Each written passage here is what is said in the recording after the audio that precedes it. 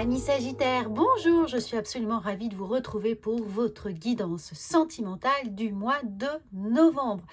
Alors, bien entendu, bienvenue à toutes les personnes qui découvrent cette chaîne. J'espère que vous aurez à cœur de vous y abonner et de découvrir toutes les guidances qui sont faites tous les mois, toutes les semaines, le week-end, enfin un peu au fil de l'eau.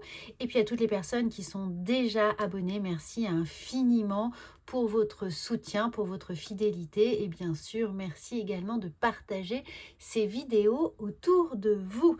Alors, pour la guidance sentimentale du mois de novembre, on va faire un tirage un peu différent. Donc, dites-moi s'il vous plaît, si vous préférez l'ancienne version, hein, tout est audible et comme je fais ces guidances pour vous, eh bien, c'est important qu'elles soient alignées avec vos attentes, bien entendu. Et puis, avant de commencer, eh bien, je vous rappelle que vous pouvez également compléter cette guidance avec votre horoscope du mois de novembre que vous pouvez regarder avec votre signe solaire, lunaire et ascendant. Comme ça, vous aurez une vision complète de toutes les énergies qui vont venir traverser votre signe au mois de novembre. Donc là, amis Sagittaires, c'est simple. On commence avec votre guidance sentimentale, affective, émotionnelle, relationnelle. Donc que vous soyez en couple ou non, on va également parler de tous les rapports, les interactions sociales que vous avez avec vos proches. Alors la première carte plutôt, c'est celle-ci. On va voir l'ambiance générale, le conseil de vos guides pour votre mois de novembre. Et nous avons, parfait, nous avons l'ange de la communication. Que peut-on rêver de plus? Exprimez-vous clairement, n'ayez pas peur de dire les choses telles qu'elles sont.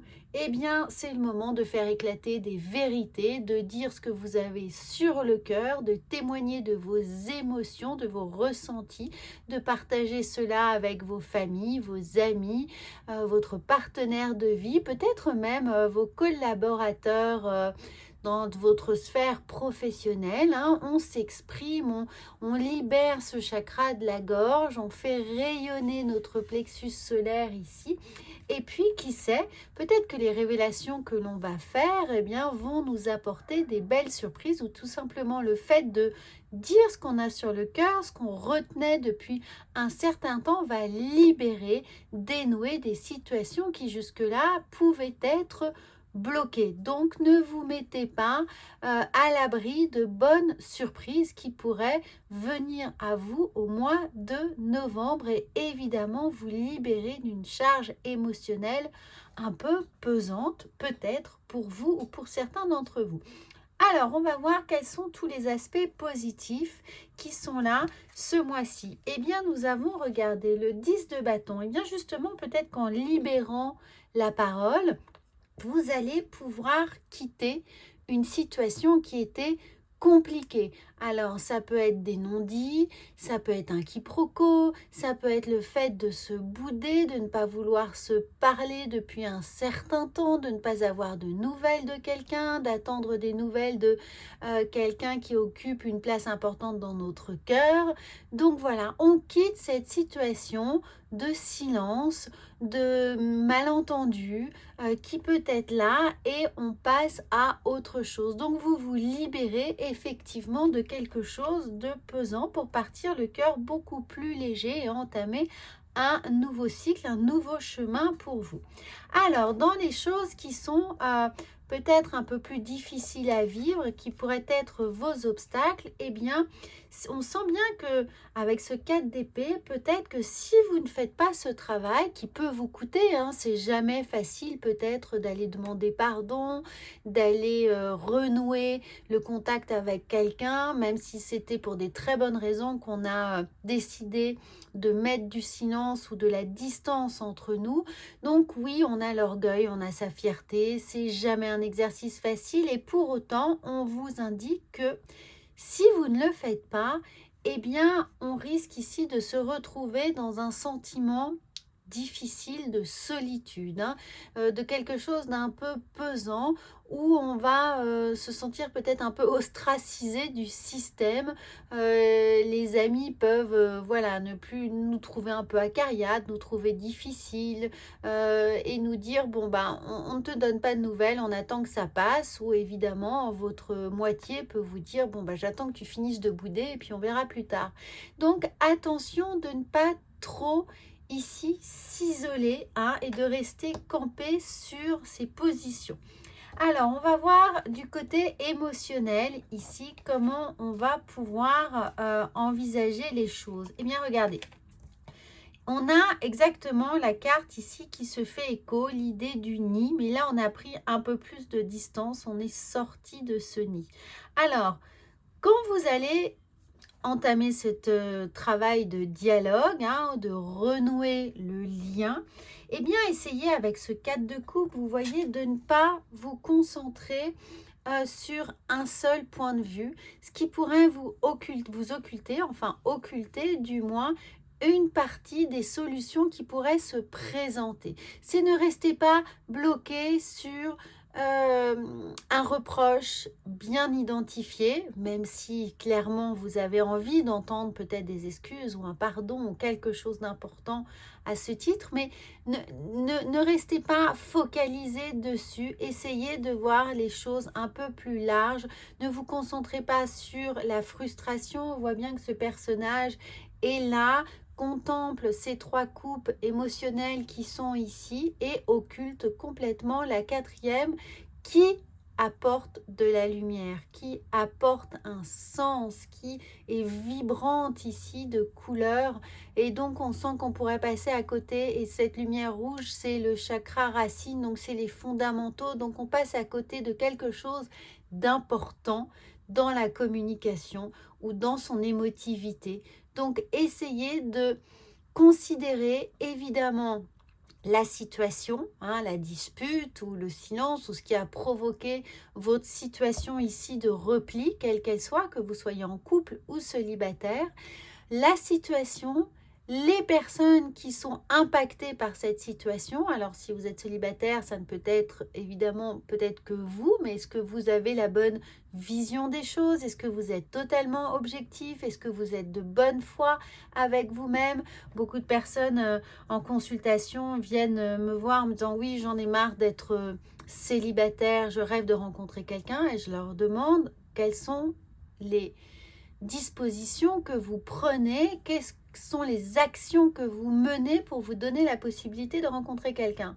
Et là, j'ai un blanc. Donc les gens ne font rien. Alors évidemment, ça risque difficilement de nous tomber tout cru dans l'assiette. Donc il faut mettre en place un certain nombre d'actions, évidemment sortir, communiquer, en parler à ses amis, peut-être leur demander de nous rencontrer, de nous faire rencontrer des amis d'amis, changer sa routine, aller faire du sport, se mettre dans des associations, etc., etc. Chacun adapte en fonction de ce qu'il est en train de vivre et de ce qu'il peut se permettre de faire, bien entendu, mais il faut qu'il y ait une impulsion. Hein, sans impulsion, il ne va rien se passer. Donc, essayez ici de considérer la situation objective et puis les personnes qui sont autour de vous et tout ce que vous pourriez utiliser, hein, tous les potentiels qui sont à votre portée pour vous épanouir ou vous ouvrir à d'autres possibles, puisque ici on est un peu concentré sur 5 de coupe, sur un point particulier, sur une chose précise. Même si on a pris de la hauteur, il y a une forme de nostalgie, il y a une forme peut-être pour certains de tristesse, de rancœur, de regret. Voilà, donc essayez de sortir de votre passé, hein, de vos schémas habituels et répétitifs pour avoir plus de stabilité dans votre capacité à développer une relation sentimentale. Alors, on va voir ici votre état d'esprit également, plus général. Alors, regardez, oui, l'état d'esprit, regardez, on est avec ce 3 de Pentacle, on sent bien qu'il va falloir discuter, parler, entrer en interaction, aller vers les autres, étendre son cercle social pour envisager ensuite un nouveau départ pour commencer avec ce 3 de bâton, commencer à mettre en place des actions. Le 3, on regarde l'horizon, on regarde l'aube nouvelle, on regarde le nouveau départ, on est prêt à prendre la vague, mais on est encore dans cette phase d'observation, de calcul, de mieux appréhender la façon dont on va pouvoir s'attaquer au quotidien, aux décisions que l'on a prises, c'est-à-dire entrer en contact avec les autres ou améliorer évidemment nos interactions sociales, quelles qu'elles soient, ou évidemment l'interaction que l'on a avec son partenaire de vie. Alors, on va voir ici pour toutes les personnes qui sont célibataires, comment attirer à soi une relation épanouissante. Les personnes en couple, ce sera ici. Donc, pour les personnes célibataires, qu'est-ce qu'on va pouvoir mettre en place très concrètement, comment se mettre dans les meilleures prédispositions possibles, émotionnelles et intellectuelles pour attirer quelqu'un, une relation épanouissante. Eh bien, c'est très juste, regardez, on nous parle de justice, alors on nous parle effectivement de regarder les choses avec une totale objectivité, c'est-à-dire des pour et des contre, de ce que l'on a pour nous, de ce que l'on fait contre nous, de l'auto-sabotage que l'on peut aussi s'octroyer, de se dire qu'on n'est pas assez bien, on n'est pas assez intelligent, on n'est pas assez beau, on n'est pas assez fin, on n'est pas assez... toutes ces petites choses qui sont là, regardez-vous avec objectivité. Arrêtez de vous auto-saboter, d'avoir une mauvaise estime de vous. Essayez de travailler dessus. Et puis, si vous avez une histoire passée difficile, une rupture difficile, quelque chose qui a été compliqué à digérer, à évacuer, ici, essayez de vraiment redonner la juste place au passé pour pas ce passé soit totalement envahissant dans votre présent, voire dans votre futur, c'est-à-dire que vous ayez le réflexe de projeter une blessure du passé sur une hypothétique réaction que vous pourriez avoir vis-à-vis de la prochaine personne qui va rentrer dans votre vie. Exemple, vous avez été avec un radin, si vous rencontrez quelqu'un et que d'un seul coup il vous demande de partager la note, vous lui dites voilà, c'est un radin, j'en veux plus. Non, peut-être qu'il a des difficultés, peut-être qu'il n'a pas la possibilité de vous inviter, peut-être juste qu'il prend son temps. Bon, il y a plein de raisons. Donc, soyez totalement objectif dans vos jugements. La justice nous parle de jugement, donc essayez de ne pas vous juger l'autre, juger la situation de façon trop rude. Et puis, regardez surtout ce raid de Pentacle. C'est pour ça que j'insiste sur l'estime personnelle. C'est de bien prendre conscience. Regardez comme cette reine est fière de son Pentacle, fière de son denier, fière de ce qu'elle a, de ce qu'elle possède, de ce qu'elle a construit, de ce qu'elle a réalisé dans sa vie, des relations qu'elle a, des liens forts qu'elle peut avoir en amitié ou de tout ce qu'elle a réussi à faire avec fierté. Eh bien, gardez à l'esprit tout ce dont vous êtes fiers, de tout ce qui constitue votre vie, votre quotidien, votre réalité, tout ce qui vous apporte ce sentiment de fierté, et appuyez-vous dessus, évidemment, pour rebondir, pour avoir cet enthousiasme et aller accueillir une potentielle relation dans votre vie. Alors, pour toutes les personnes qui sont en couple, on va voir ce qui va pouvoir ici vous aider à garder cette relation amoureuse, hein, ou améliorer cette relation? Eh bien, on a le gardien sacré. Alors, toutes les personnes qui pratiquent le tarot reconnaissent le pape. Et le pape, évidemment, c'est l'union, la conciliation, l'écoute, l'entente, le fait de fédérer, le regarder. Là, on a un personnage plein de joie qui est content de voir qu'il y a encore une ascension possible, qu'il y a des marches à gravir, soit, et heureusement, sinon on s'ennuierait. Donc, il y a des étapes qui doivent être faites ensemble, mais surtout d'apporter, regardez, ici, on a le monde, d'apporter de la joie dans votre quotidien. Bon, alors si vous êtes dans une relation affective, en couple, difficile, eh bien, essayez de mettre de la joie et surtout avec le monde. Même si c'est une très bonne carte, elle peut avoir son pendant un peu plus négatif qui nous dit d'être un peu trop perfectionniste, hein, de toujours voir le tout petit détail, la toute petite rayure dans le coin du cadre que personne ne voit sauf vous.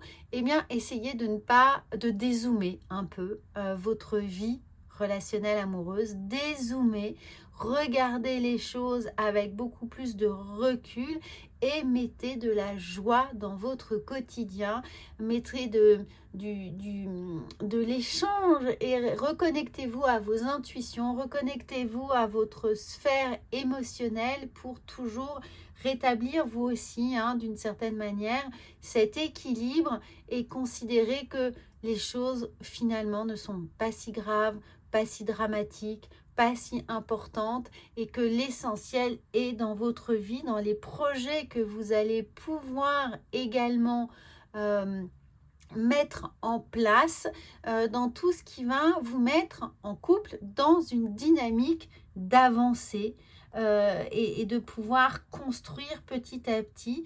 Mettez des projets, hein, dans votre vie et prenez les choses avec légèreté, douceur. Alors, on va voir, on va compléter ici avec le petit Lenormand. Alors, on voit bien ici, regardez, on a un nouveau départ, avec l'ours, avec de la stabilité, de la sécurité.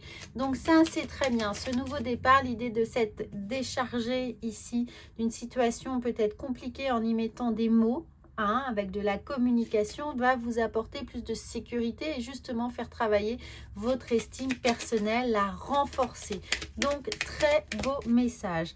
Ensuite, on a, regardez, on a la tour et on a le non-binaire. Eh bien oui, quand on parle de justice, de jugement, d'auto-jugement, descendez de votre tour d'ivoire et ne soyez pas, pardon, binaire. Ne soyez pas manichéen. N'ayez pas une vision c'est tout blanc ou c'est tout noir. Ou voilà, c'est ce que je vous racontais depuis tout à l'heure en disant bon bah s'il a tel défaut, est-ce que mon passé vient conditionner mon présent, voire mon futur? Non, c'est justement parce que vous allez faire ce travail ici de vous décharger que vous allez vous libérer de vos conditionnements passés, ceux qui vous enferment dans cette tour d'ivoire et qui évidemment vous rend inaccessible à vos propres sentiments, à votre propre émotivité et surtout à l'idée de pouvoir se rendre disponible pour une relation. Donc essayez, gardez à l'esprit cette image-là pour à toujours, dès que vous prenez une posture de retrait, ou de négation ou de vous fermer votre rideau de fer, pensez que vous rentrez dans votre tour d'ivoire, là, dans votre tour, et que forcément, eh bien, ça vous ferme toute possibilité. Alors, et ici, on a, regardez, on a l'étoile. Alors, l'étoile, eh bien, oui, restez dans cet état d'esprit d'étoile, c'est-à-dire de vous faire confiance, de faire confiance à la vie, de faire confiance aux signes, de garder cette main tendue vers ce que la vie vous apporte, l'imprévu. Restez dans cette capacité d'émerveillement face à l'imprévu et considérez que vous avez peut-être la chance de pouvoir vous appuyer sur des personnes proches de vous, solides, à l'écoute, qui vous soutiennent et qui vous permettent de toujours relativiser les choses. Pour les personnes en couple ici, eh bien, on vous dit bien que la clé, vous avez la clé, c'est-à-dire que vous avez la possibilité d'ouvrir à chaque fois des nouvelles portes. Donc prenez conscience qu'il y a toujours une solution, quel que soit le problème, quelle que soit la situation d'échec dans laquelle vous pensez être dans votre couple, vous avez cette clé, elle est là. Il suffit d'une certaine manière comme je vous disais, de prendre les choses avec un peu plus de recul, de voir le grand plan, d'être dans cette communication, cette empathie, cette écoute. Comme le pape, vous êtes à l'écoute et prenez le temps pour comprendre ce que votre moitié vit, ressent et pouvoir, créer ce dialogue qui est important pour construire ensemble quelque chose de beaucoup plus harmonieux dans lequel chacun va pouvoir trouver sa juste place, sa légitimité et un sens à ce que vous êtes en train de vivre et de partager. Donc la clé, vous les avez, prenez le temps. Prenez le temps de vous écouter, d'écouter votre fort intérieur, vos émotions. Raccordez-vous vraiment à votre chakra cœur, mais soyez aussi à l'écoute de votre moitié, ça va vous aider. Alors, évidemment, c'est une évidence, mais parfois on est tellement la tête dans le guidon qu'on pense à soi et on a un peu moins de disponibilité pour l'autre. C'est compliqué dans cette perspective, évidemment, d'avancer, puisqu'un couple, c'est soi, c'est l'autre, mais c'est le couple, on est à 3. Donc, il faut essayer de varier, évidemment, les perspectives, de faire tourner le prisme pour pouvoir voir le point de vue de ces 3 protagonistes dans le couple. Alors, je ne parle pas des personnes qui sont en triangulaire. En tout cas, là, ça n'apparaît pas. Votre carte de la vision intérieure, le 6e sens, oui, soyez raccordés à vos capacités extrasensorielles. Elles sont en pleine expansion. Donc, amis Sagittaires, faites-vous confiance. Vraiment, je vous le disais, la carte sort. Donc, magnifique synchronicité des messages qui sont pour vous. Canalisez-vous, ancrez-vous. Et vous allez voir que votre 6e sens va s'ouvrir, va vous permettre de capter les messages qui sont pour vous dans votre quotidien à travers vos rêves, les synchronicités qui peuvent apparaître dans une musique, dans quelque chose qu'on lit dans la rue, qu'on lit chez soi, quelque chose que l'on entend, etc. Vous allez avoir des messages, donc faites confiance à ce 6e sens. Voilà, amis Sagittaires, j'espère que ça va vous aider. N'oubliez surtout pas, évidemment, de regarder votre horoscope en signe solaire, lunaire ou ascendant, de vous abonner si ce n'est pas déjà fait, de partager cette chaîne avec vos proches. Si ça va vous aider, ça aidera certainement des gens autour de vous.